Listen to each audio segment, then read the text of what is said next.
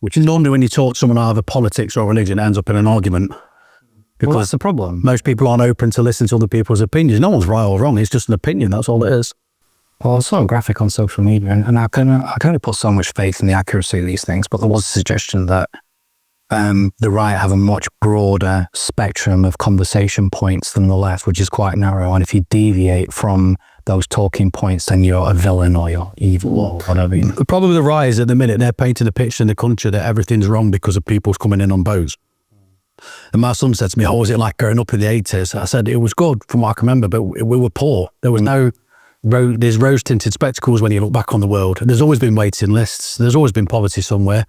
There's always been some cost of living crisis somewhere or another." I can remember when my mum would go and do a shop with a fiver and 9 years through the weekend. Yeah. You know, the NHS, there's always been waiting lists. There always will be. It'll always be in trouble because of how big it is.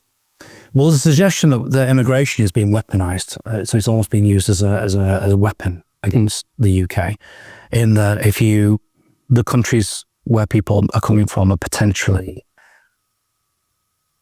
pushing out their worst elements, so they're improving their society By getting rid of the worst people. I'd want to come here.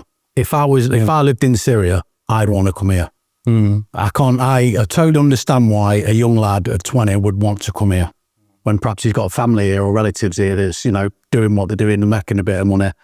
But from the criminal aspect of it, if you wanted to go and get a couple of key of brown or a couple of key of coke from somewhere, you're going to an Albanian bloke. You're going to an Eastern European guy. I don't know any English guy who's at the top level of that job.